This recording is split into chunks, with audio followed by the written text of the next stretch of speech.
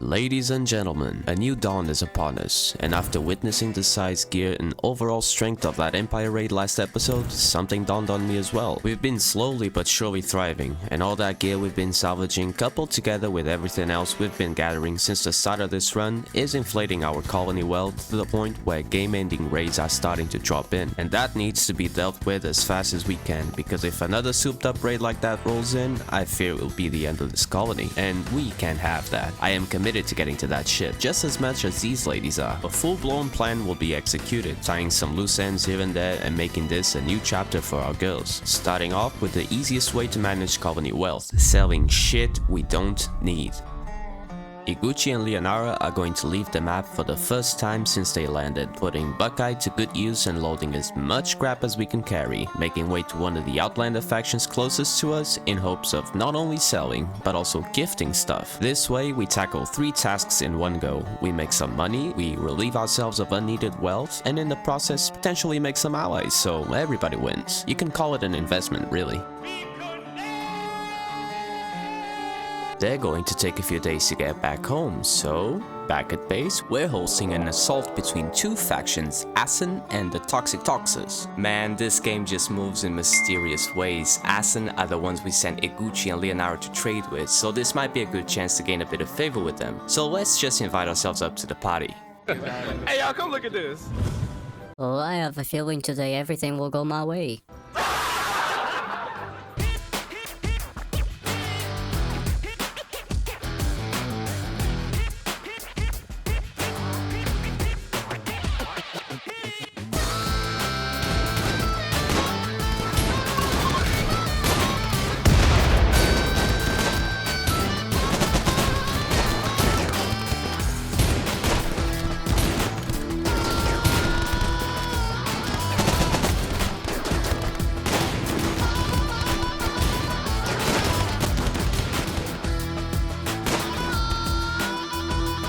Do me a favor, please. Get out of here.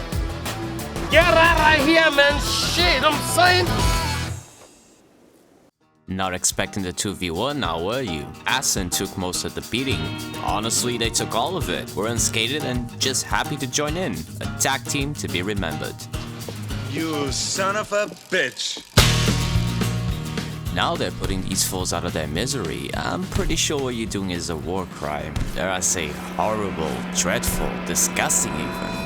Oh, we're gonna be the best of friends. After finishing them off, they pick up a few souvenirs and go on about their journey. Pleased to meet you. Tell your friends about the OG. Yes, and don't forget the ladies too. While Iguchi and Leonara are still on to Asen's headquarters to do that investment I told you about, we're investing the rest of our colony wealth in a different way. That being the biggest base expansion yet. Something that I've been meaning to do for a couple of episodes now. And a round of applause for Abby. She's been stone cutting pretty much since she was recruited.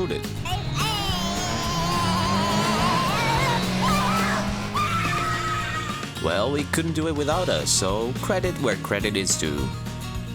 This motherfucker. Now, this is perfect timing to start bringing a few more people in with us. And we're starting off with a familiar face and former trader Shenariel, making use of that solid construction skill to speed things up a bit. And speaking of speedy, Iguchi and Leonara managed to reach Asen's settlement, and after gifting all of the junk we were carrying, we improve our favor with them by quite a bit. Not enough to secure an alliance, but making another run like that back there should seal the deal.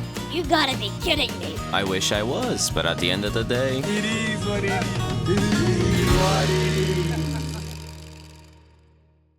enough with the stalling. Let's roll up them sleeves and start the work on this space. So here's the plan. Beluga, Kaznekbi and Shenariel are in charge of building. Iguchi will join them once she gets back, and Leonara will help them out by hauling materials around, cause that's the only fucking thing she's good for around here. Abby will play to her strengths making gear for us, Veneranda will be running the farms, and Laurel the kitchen, keeping our stockpiles stocked up and our colonists well fed throughout this endeavor. We're starting off by designing a new perimeter around us, using granite as a stone of choice since it's the toughest stone known in the rim and plentiful here in the middle of bumfuck nowhere. Stop.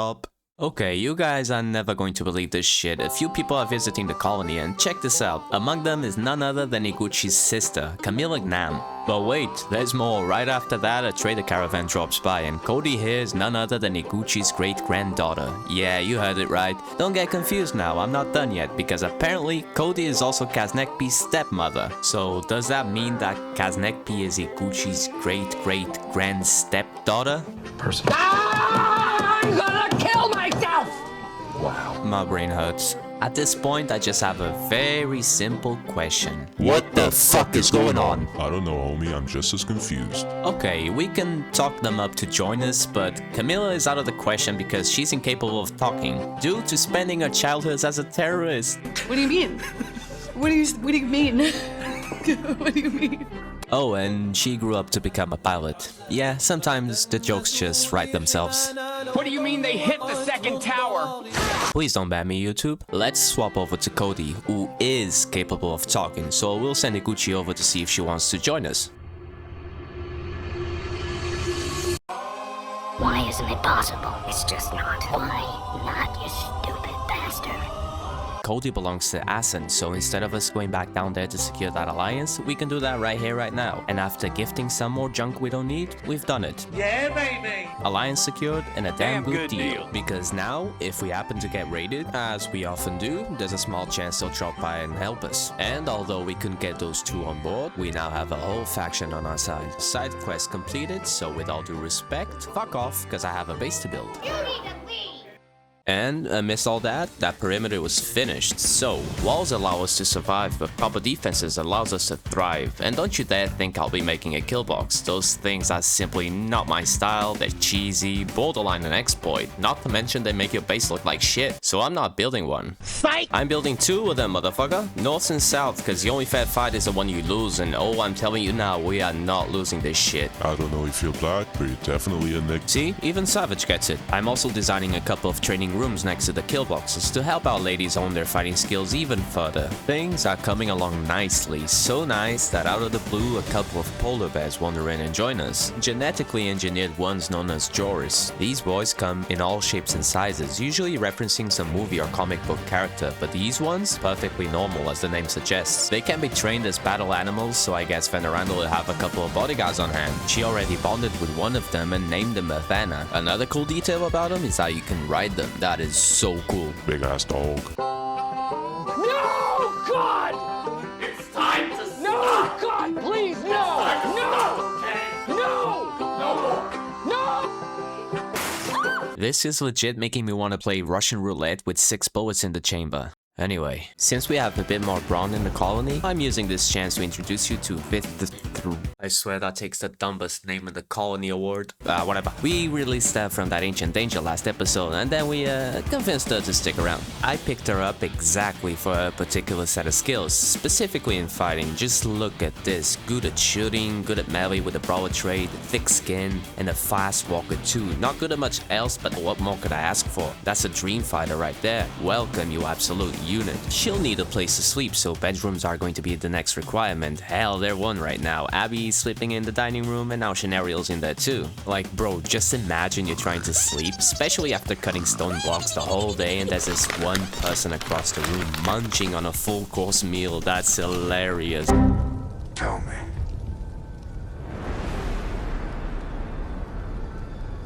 Do you bleed?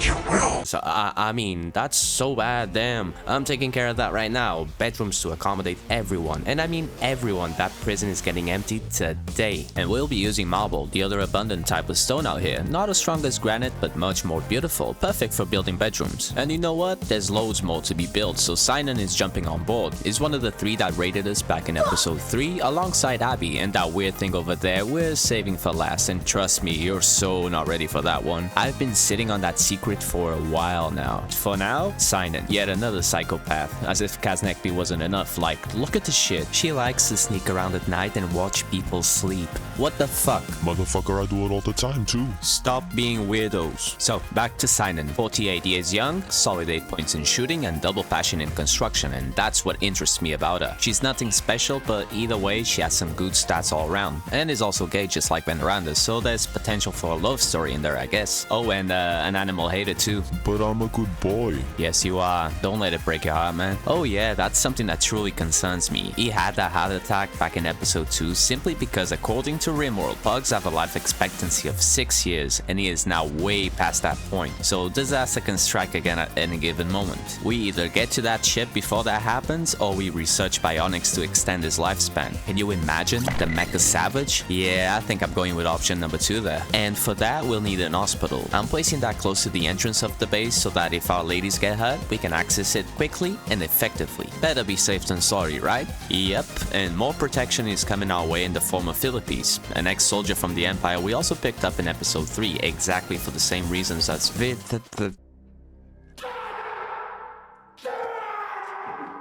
fighting prowess. Not as impressive as her, but still a solid recruit. Potential in shooting, good melee skill paired up with a tough trait. Iron stomach makes her immune to food poisoning. Insatiable means She belongs to the street. but irrelevant since there are no dudes here. I mean, apart from Savage, but Savage is a homie, not a dude. Damn straight. We also have Lirthor lumbering about in prison, who we also got from that ancient danger alongside, I didn't know what to do with him back then, but now, now I have a pretty good idea. But don't worry, he's not getting recruited, you'll see. And Philippines shows some potential in crafting too, so Abby will have some company in the workshop, which is honestly in a sorry state. A cramped, ugly, beat-up shack that needs some TLC for sure. So we're making some renovations, a dedicated workshop adjacent to a storage room where we'll keep all our shit for ease of access. That is still being taken care of, but we can start clearing up the kitchen. Yes, there's a stove in there somewhere, and since we're bringing all these people in, we might as well expand our living room into something worth spending time in. And proper bathrooms too, even showers. Yep, running water will be a thing around here. No more taking water out of a well like a farmer. Hello,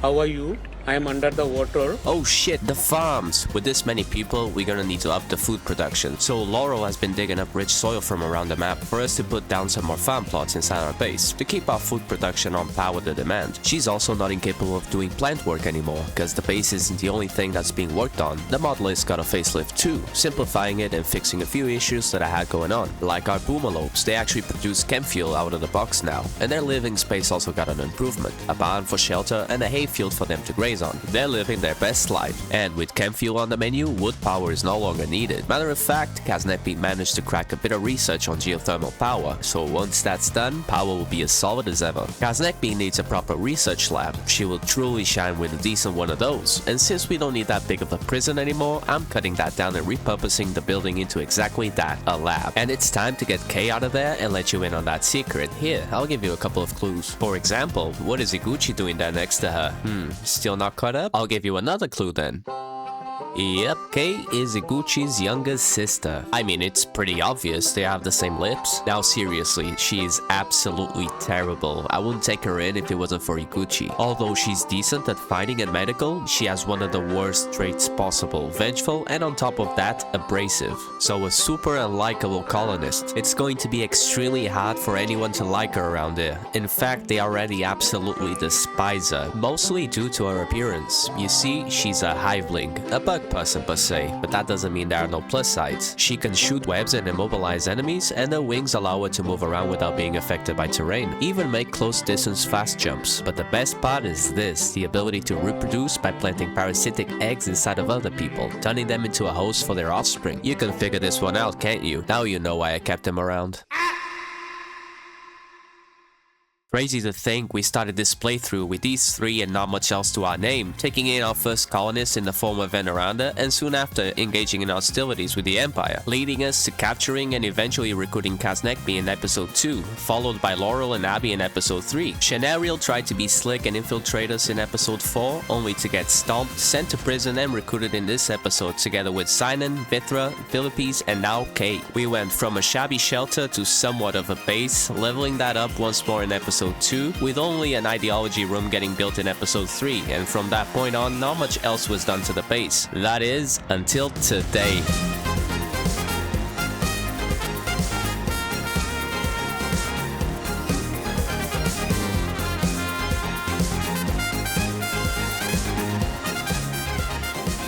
A fully built, secure, sustainable base under our name and 12 bitches deep all fighting for the same goal. We're absolutely ready to start preparing ourselves for the long journey to get to that ship. Research is key next episode to unlock defenses for us to be able to take with us, but more importantly, some sort of transportation to efficiently carry us and everything we're bringing along. And on that note, I can confidently say that we have entered A new chapter. Like and subscribe, homie, and don't forget to wipe your ass.